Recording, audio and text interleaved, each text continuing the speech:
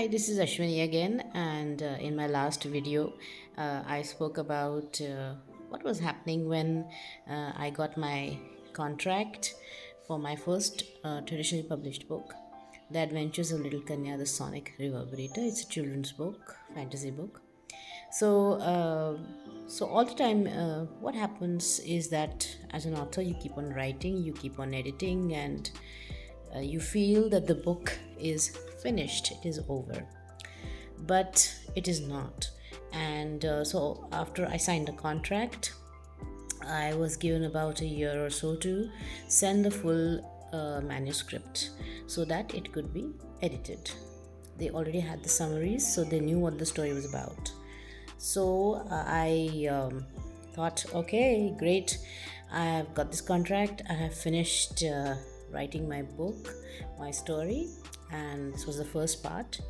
And there we go. In about 3 to 4 months, I again had a re edit. I did it myself and I sent it across to the publishing house, and then it went further for editing.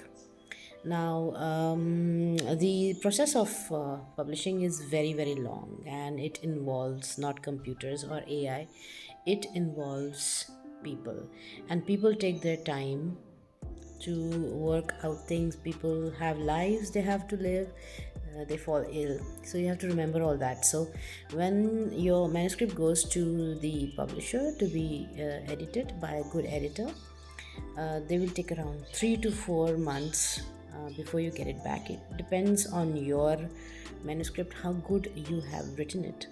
So I sent it across, and I thought there were no mistakes in it. I thought, oh, I'll get it back in about a month or two. But yeah, of course, how wrong I was. Now, I'm not the only author whose book gets edited. Each and every author has some kind of editing going on before it is published for the people to read. Why? Because it's a human activity and humans make mistakes. They have spellings which are wrong, there are tenses which are wrong. What you say in a normal colloquial ways does not work in a book. So you do make mistakes, and each and every author who has been published will have his book at least edited once, unless they want to quickly put it out into the market. They will just have one or two revision. But so my book went for editing. It took around I think 3 to 4 months, and I got it back, and I was really excited to get it back. I was very scared, but I was also very excited to see editing, what it is about. So they had told me to send it in Word. So I suggest everybody to send your manuscripts in Word, write them in Word, because it's the most easiest, and everybody's got Word, Microsoft Word on their laptops. Maybe the editor was using uh, their own software. So, and you also have to be careful that your Word software is in a compatibility mode, because then it brings a lot of technical errors, like having too many spaces. You may not have put space bars in between your words, but it just creates spaces. So you just have to be careful. You just speak to your coordinator, what is the word version your editor has and what you have. Okay, otherwise you have to redo a lot of things, and it's very annoying. It's redoing the wheel all the time. So I got my manuscript back, and then I opened it, and I was truly shocked. First of all, I realized there were some things in Word I had never used, like the comments and the references and glossaries. So I got a comment by the editor that the book and the story is excellent, the storyline is excellent, it is written really well, but you have to work on one or two things. And mainly it was grammar and lack of knowledge of how to use the Windows Word, and how to insert comments or to make a glossary. So I had to make a glossary of terms, which is basically at the back of the book because I've got a lot of Indian and Sanskrit based words. So we all, both of us, decided that, me and my editor, I mean, we decided that we will just have a footnote. And so I got to know how to add a footnote and remove a footnote. So you will get your document in colored. Okay, so gone are the days when you are given, I guess some people may be doing it by hand with the editor's notes written in between, but Windows Word has made it very easy that the editor, you just go to the section where there are references and just add in the comments. And my editor's ink is there and her comments are there in whatever she has written is in generally in red or purple, whatever is the color of her editing. And then you have to accept the changes. Without my acceptance, it is not confirmed. I always have the choice that I can keep the same words just the way they are, but generally I listen to my editor, because you always have to listen to the editor, and your ego really goes to a crush because you have thought that you have written a very good book and your grammar is correct, but it is not. You have to listen to the editor because he or she knows better. You are both sailing in the same boat. You want the same book, you want the same story. You want it to be successful and not have so many mistakes. So you might get angry. Nowadays I don't get angry, I don't get frustrated. Before it was my heart used to skip a beat when the manuscript would come back from my editor, but they make very very good changes and it makes the book much better. It reads much better. And you have to read the book verbally, of course. At the end of the editing, the book editing takes more than 8 to 10 times more than 8 times. It took almost about 2 years to get the book out.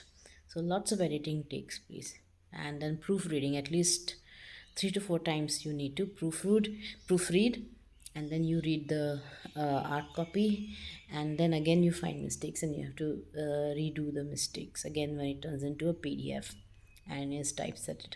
So first of all, keep your ego to the side and look at what keep cool and look at what the editor has written. If she has made or he has made a comment which you find it offensive, just the tone of voice or writing might be a little very cold to you, but it is for your own benefit. Just ignore it and tackle what has been told to you, that this word has been repeated, or does this make logical sense. You must pay attention to that because you might have genuinely skipped some logical conclusions, and you always have the option right now to make the amends and save yourself from embarrassment if the book goes out and the reader finds a loophole in what you have written. Okay, so if you have written his eyes were brown and then you write his eyes were blue, so that's it's not such glaring mistakes. They can be small mistakes as well, maybe some factual mistakes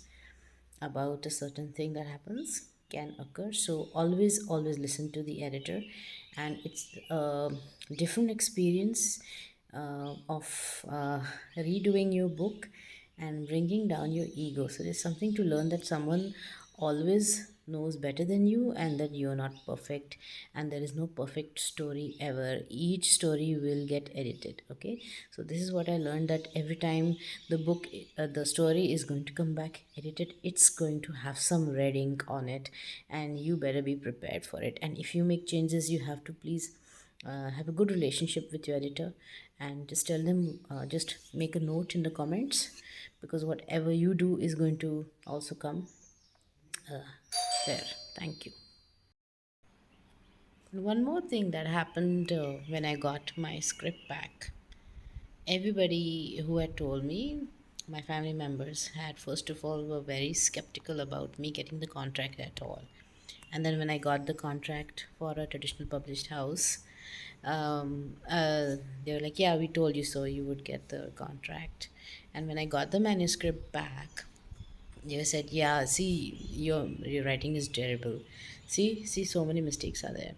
So this is the kind of encouragement and yo-yo kind of motivation that you get as a writer, because in general, people think that you're pretty bad, and that's why the book gets edited again and again. It's not like that. It's just that we are humans, we make mistakes. We might be writing really well, but the book needs to be edited, that's for sure. Okay, so don't be put down by people who are going to tell you that, oh look, so the editor has made so many changes, you're terrible as a writer. It's not like that. All writers are going to have editing in their books. Okay, so that is it. So that's my family members. Okay, they support me, but then they also, are a bit nasty sometimes. So this was my addition to my video, because my video got cut short because my husband came home. So this is mom life part of being an author, that you want to add a nice YouTube video, but then you get disturbed either by a monkey or by your own family members. Okay, chalo, bye. See you next time.